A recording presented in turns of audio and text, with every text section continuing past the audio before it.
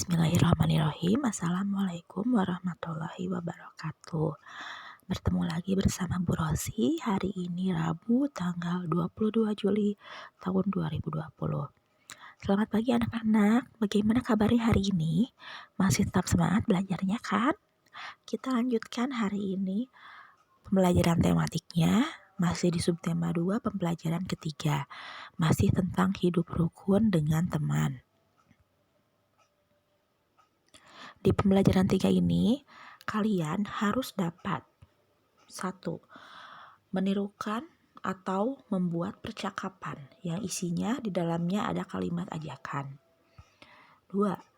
Kalian harus dapat mengurutkan bilangan dengan menggunakan tanda lebih kecil, lebih besar, ataupun sama dengan.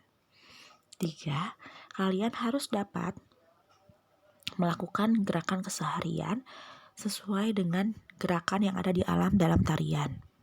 Next.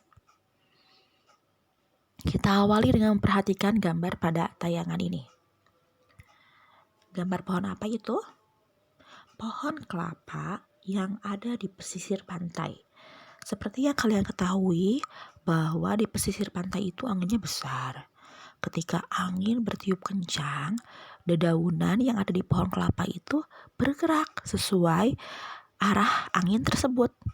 Meliuk-liuk, bergoyang-goyang. Nah, gerakan tumbuhan pohon kelapa ini disebut dengan gerakan alam. Kalian bisa mengikuti gerakan tersebut untuk digunakan di dalam gerakan tarian. Perhatikan, pernahkah kalian pergi ke pantai?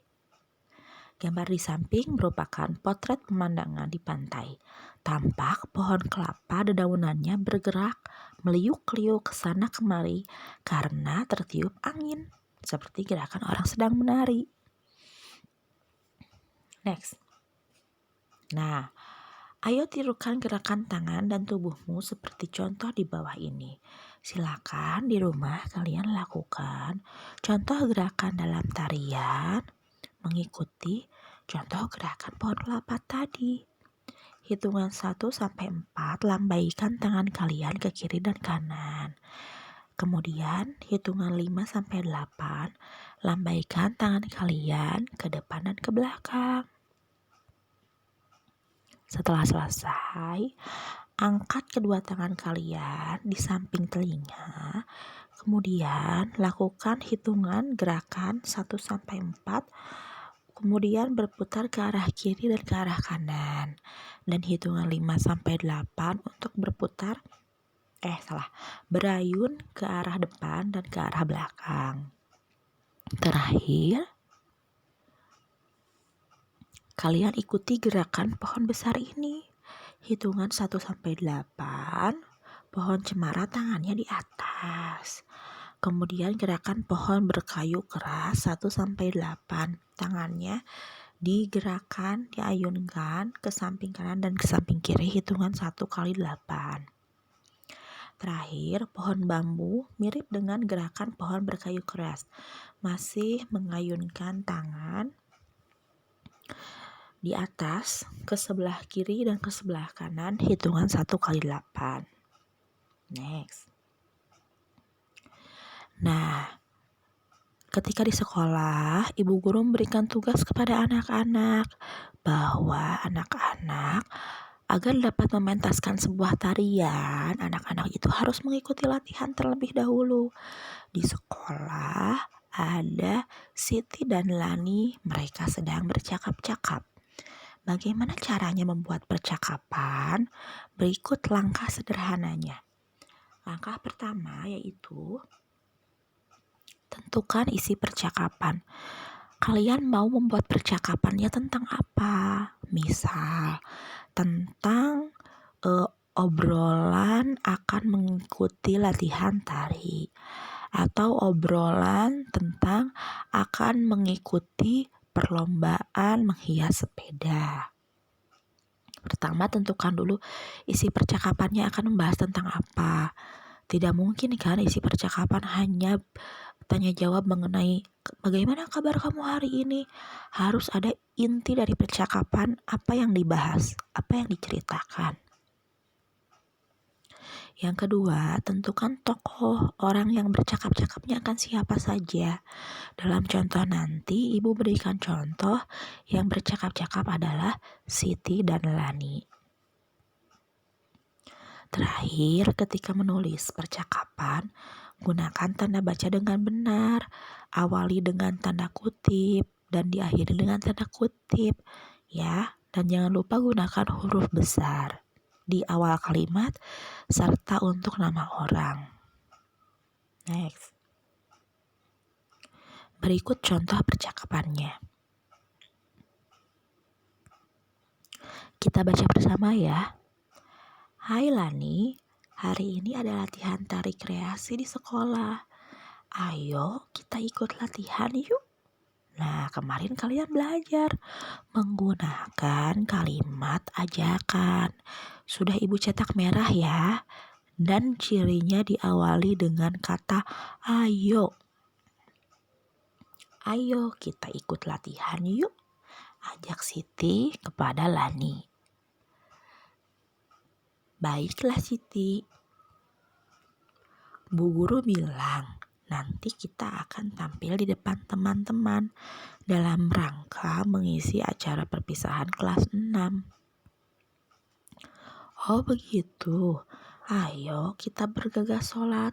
Setelah itu, mari kita pergi temui Ibu Guru. Nah, di kalimat ini juga ada kalimat ajakannya 2 buah. Pertama, ayo kita bergegas sholat. Kedua, mari kita pergi temui Ibu Guru. Bercetak merah ya. Oke. Nah, ini adalah contoh percakapan yang isinya membahas tentang latihan tari. Kemudian di dalamnya ada kalimat ajakan yang diawali dengan kata ayo atau mari. Dan terakhir ditulis dengan tanda yang benar menggunakan tanda kutip. Lalu apabila awal kalimat menggunakan huruf besar dan untuk nama juga menggunakan huruf besar. Nanti kalian buat sendiri contoh percakapannya ya, sesuai perintah di buku tema. Next, untuk mempersiapkan latihan tari tersebut, Ibu Guru harus mempersiapkan kursi dan meja sejumlah siswa, karena ketika ada siswa yang sedang latihan, siswa yang lain akan menjadi penontonnya. Bu Guru harus mempersiapkan 225 kursi dan 252 meja. Kira-kira menurut kalian mana yang lebih banyak, meja atau kursi? Agar mengetahui mana yang lebih banyak, kalian harus dapat membandingkannya. Bagaimana cara membandingkannya? Adalah dengan cara memisahkan bilangan ratusan, bilangan puluhan, dan bilangan satuan. Karena dua-duanya diawali dengan 200, nah 225 diawali dengan ratusannya 200, 252 juga diawali dengan bilangan ratusannya 200, artinya sama-sama 200. Langkah kedua untuk membandingkan mana yang lebih besar atau lebih kecil, kalian karena ratusannya sama, kalian lihat nilai pada tempat puluhan. Nih, kalau yang 225 nilai puluhannya itu 20. Kalau yang 252 nilai puluhannya itu 50. Kalau begitu dapat disimpulkan bahwa yang memiliki nilai tempat 50 atau 252 itu lebih besar daripada 225. Karena 252 itu puluhannya ada 5. Sedangkan 225 itu puluhannya ada 2. 50 lebih besar daripada 20. Jadi kalian bisa tuliskan 252 lebih besar daripada 225. Atau bisa dibalik, 225 lebih kecil daripada 252. Begitu ya. Itu jika ratusannya sama. Next. Ibu mempunyai contoh bilangan yang lainnya. Ada bilangan 349, ada bilangan 394. Dua-duanya sama-sama memiliki nilai ratusan 300. Manakah yang lebih besar atau manakah yang lebih kecil? Kalian uraikan sesuai nilai tempatnya, ratusan, puluhan, satuan. Seperti contoh ini. 349 yang pertama. Itu kita uraikan. Ratusannya ada 300. Yang mengisi tempat puluhannya 40. Yang mengisi tempat satuan 9. Maaf. Kemudian yang kedua 394. Yang mengisi tempat ratusan nilainya 300. Sama 300. Artinya kita bergeser ke sebelah kanan bandingkan nilai puluhan. Nah, kalau 394 itu yang menempati nilai puluhannya itu 90. Ini 40, ini 90. Manakah yang lebih besar? Yang 90. Kemudian satuannya 4. Nah, dengan membandingkan nilai puluhan untuk 349 dan 394, kalian sudah dapat menggunakan tanda lebih kecil daripada, lebih besar daripada, ataupun sama dengan.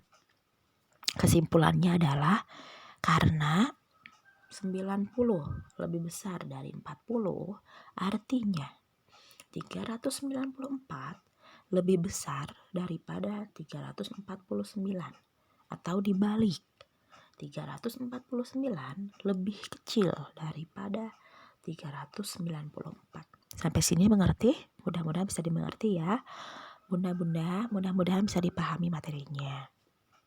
Atau kalimat tersebut dapat dituliskan seperti di bawah ini.